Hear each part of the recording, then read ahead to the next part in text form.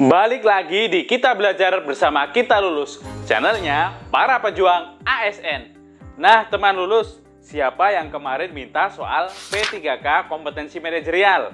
Nah kali ini untuk memenuhi keinginan teman lulus semua, saya akan membahas soal P3K khususnya di kompetensi manajerial. Nah soalnya kayak gimana? Langsung saja bersama saya Khairul Umam, mari kita mulai.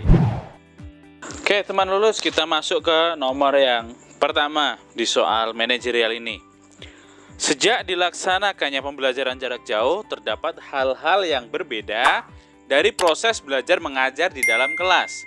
Saat ini sudah memasuki akhir semester. Sebagai seorang guru, Anda pasti sudah bersiap untuk membuat soal-soal untuk penilaian akhir semester.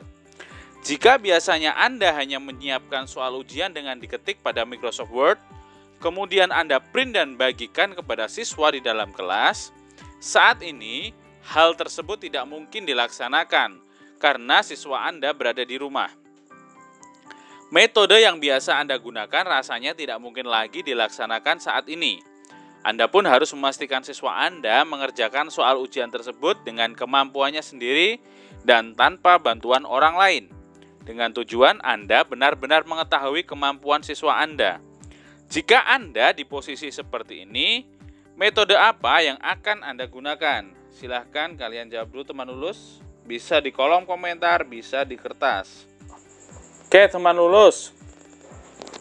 Kompetensi manajerial ini mengenai pengembangan diri dan orang lain yang mempunyai definisi, yaitu kemampuan untuk meningkatkan pengetahuan dan menyempurnakan keterampilan diri, menginspirasi orang lain untuk mengembangkan dan menyempurnakan pengetahuan dan keterampilan yang relevan dengan pekerjaan dan pengembangan karir jangka panjang, mendorong kemauan belajar sepanjang hidup, memberikan saran atau bantuan, umpan balik, bimbingan untuk orang lain untuk mengembangkan potensi dirinya. Pada soal ini, jawaban yang benar adalah jawaban yang menunjukkan adanya kemauan Anda untuk mengembangkan diri dan memperlihatkan usaha-usaha apa saja yang Anda lakukan untuk pengembangan diri Anda.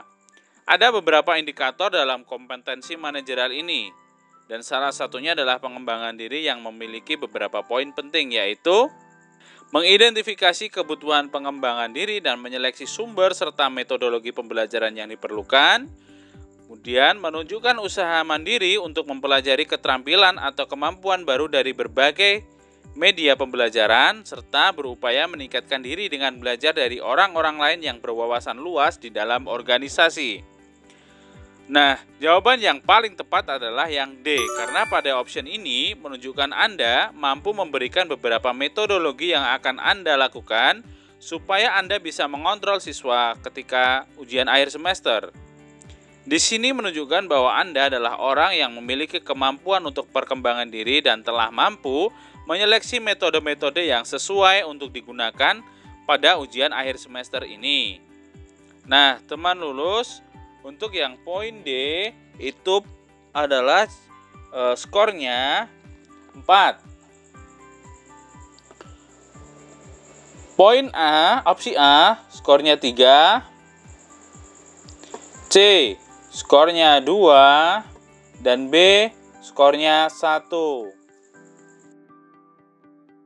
Minggu lalu, Anda telah memberikan tugas kepada siswa Anda untuk membuat gambar batik untuk memenuhi tugas seni budaya.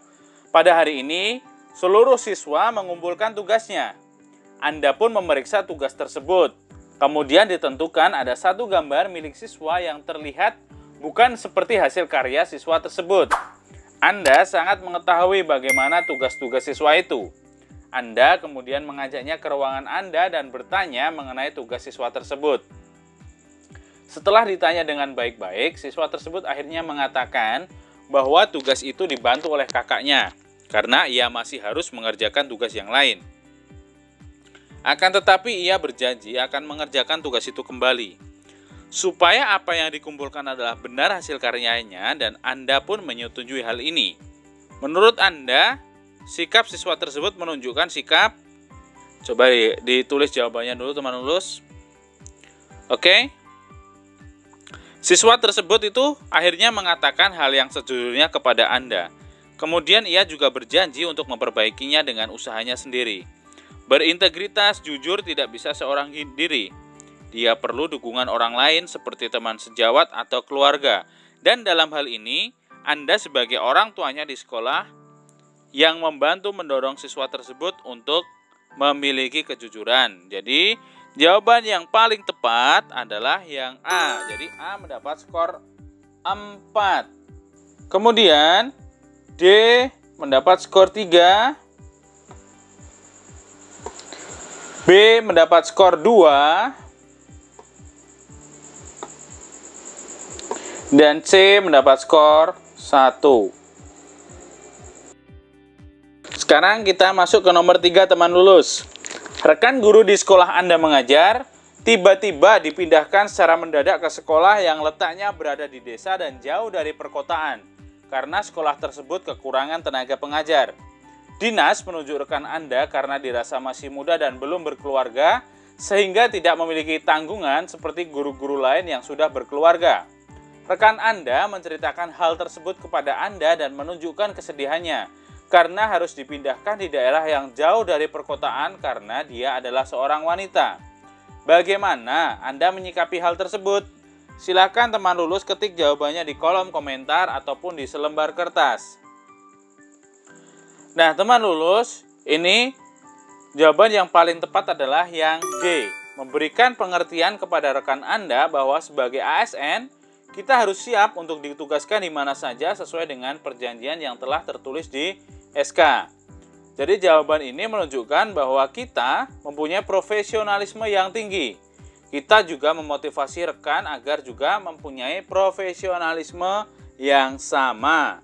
Jadi poinnya untuk opsi D adalah 4. Opsi C poinnya 3. Opsi A poin 2. Dan B adalah 1.